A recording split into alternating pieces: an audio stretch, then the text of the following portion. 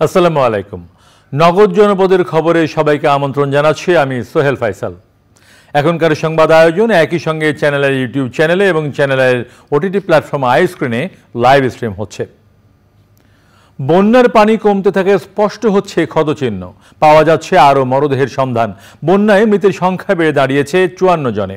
অনেকেই হারিয়েছেন সহায় সম্বল, বড় ক্ষতি হয়েছে কৃষি ও মৎস্য খাতের। এখনও অনেক এলাকায় পানিবন্দী রয়েছে মানুষ। শিশুসহ অনেকে আক্রান্ত হচ্ছেন পানিবাহিত রোগে। বিটিআরসি জানিয়েছে বন্যা কবলিত এলাকায় মোবাইল ফোন কোম্পানিগুলোর 98% টাওয়ার সচল হয়েছে। প্রতিনিধিদের পাঠানো তথ্য ও ভিডিও চিত্রে নাজিব বেগের রিপোর্ট। ফেনীতে গেল 24 ঘন্টায় পানি আরও কমেছে, তবে দাগনভূঞার বেশিরভাগ এলাকা এখনও ডুবে আছে। ভেসে গেছে বাড়ির আসবাবপত্র, ডুবে গেছে হাঁস মুরগি, গরুর খামার। অসুস্থ হচ্ছে শিশুরা। প্রায় 5 লক্ষ টাকার মতো খাদ্য আর বাচ্চায় এখানে ছিল। হঠাৎ করে পানি উড়ি সব একটা টাইমে একে রাতে আমরা সকালে বলতে আর কোনো সরাবের কোনো টাইম হয়নি। গেলার বেউরা বানাই খেরে সোলাইনি গরুরে খাওয়াইতেছি। স্রোত ও পানির উচ্চতা কমে আসায় বন্যা কবলিত কুমিল্লার উত্তরের উপজেলাগুলোতে পানি প্রবাহ কিছুটা কমে এসেছে, তবে এখনও অপরিবর্তিত দক্ষিণের 4 উপজেলার বন্যা পরিস্থিতি। জেলায় অন্তত 12 লাখ মানুষ পানিবন্দী হয়েছেন। সরকারি হিসেবে কুমিল্লায় সাম্প্রতিক বন্যায় 14 জনের মৃত্যুর কথা বলা হলেও বেসরকারি হিসেবে এই সংখ্যা 19। দুইটা উপজেলায় দেবিদ্বার এবং মুরাদনগর উপজেলায় নতুন করে কিছু কিছু অংশ প্লাবিত হচ্ছে। বিশেষ করে বুড়িচং এবং ব্রাহ্মণপাড়ার পানিটা যখন নেমে যাচ্ছে ওই উপজেলার উপর দিয়ে যাচ্ছে। রাঙামাটির কয়েকটি উপজেলার বন্যা পরিস্থিতির উন্নতি হলেও শহরের পৌর এলাকা ও নানিয়াচরের পরিস্থিতি অপরিবর্তিত রয়েছে। এখনও পানিতে ডুবে আছে রাস্তাঘাট ও মানুষের ঘরবাড়ি। জেলা প্রশাসন ত্রাণ দিলেও তা অনেকটাই অপ্রতুল বলছেন এলাকাবাসী। দেখতেছেন অবস্থা, বাজে পানিয়ে গাজিয়ে থাকতে পারি না, রান্নাবান্না করে হাঁটতে পারি, খুব কষ্ট আছে। লক্ষ্মীপুরের পানি কমছে ধীরগতিতে। আশ্রয় কেন্দ্র ছেড়ে যাওয়ার পরিস্থিতি তৈরি হয়নি। সরকারি হিসাবে 7,20,000 মানুষ পানিবন্দী বলা হলেও বেসরকারি মতে এ সংখ্যা 12 লাখের বেশি। বন্যায় জেলার অন্তত 4 জনের মৃত্যু হয়েছে। প্রতিদিনই সাপে কাটা রোগী, নিউমোনিয়া এবং ডায়রিয়া আক্রান্তের সংখ্যা বাড়ছে আশঙ্কাজনক হারে। 2-3 দিনের ভিতরে এই জলাবদ্ধতার উন্নতি হবে। আর অন্যদিকে রামগঞ্জ রায়পুরের যে অবস্থাটা, সেটা আপনার চাঁদপুরের অংশের পানিটা আমাদের এদিক দিয়ে আসে ডাকাতিয়া নদী হয়ে, সেটাও হাজিপাড়া রেগুলেটর দিয়ে মেঘটায় চলে যাচ্ছে। চট্টগ্রামের সীতাকুণ্ডে ঢলের পানি নেমে যাওয়ার পর মৎস্য ও কৃষি খাতে সম্মিলিত হবে প্রায় 14,32 লাখ টাকার ক্ষয়ক্ষতি হয়েছে। নাজিব বেগ, চ্যানেল আই। কুমিল্লার দক্ষিণাঞ্চলে বন্যা কবলিত 4 উপজেলায় দেখা দিয়েছে স্বাস্থ্য ঝুঁকি। বন্যার পানি দীর্ঘ সময় লোকালয়ে আটকে থাকায় চর্মরোগ, ডায়রিয়া, কলেরা সহ বিভিন্ন রোগের প্রাদুর্ভাব দেখা দিয়েছে। বেশি ঝুঁকিতে পড়েছে শিশু ও বৃদ্ধরা। স্বাস্থ্য বিভাগ বলছে প্রতিটি ইউনিয়নে চিকিৎসা সেবা দেওয়া অব্যাহত আছে। কুমিল্লা থেকে আবুল কাশেম হৃদয়ের পাঠানো তথ্য ভিডিও চিত্রে সাদিয়া ওমরের রিপোর্ট।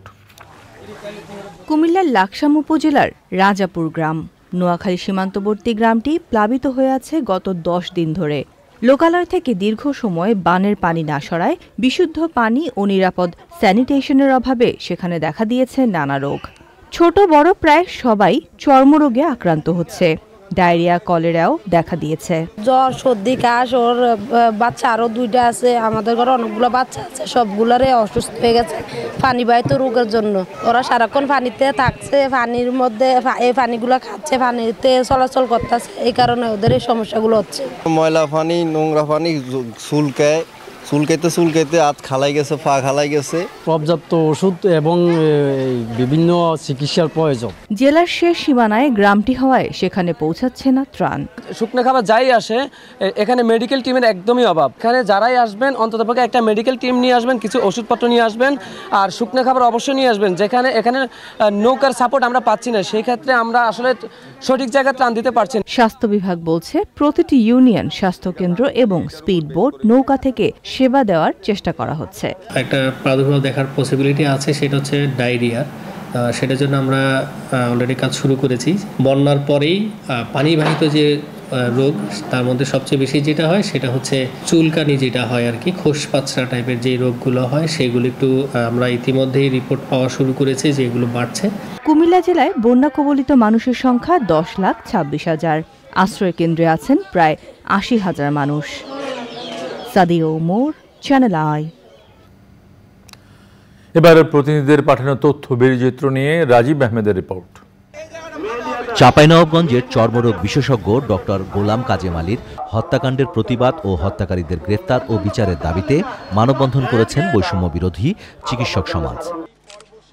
যশোরে দৈনিক রানার পত্রিকার সম্পাদক RM সাইফুল আলম মুকুলের হত্যার 26 বছরে নানা কর্মসূচি পালিত হয়েছে। বৈষম্য বিরোধী ছাত্র আন্দোলনে কুষ্টিয়ায় নিহত ও আহতদের পরিবারকে সহযোগিতা করেছে বিভিন্ন রাজনৈতিক, সামাজিক ও সাংস্কৃতিক সংগঠন।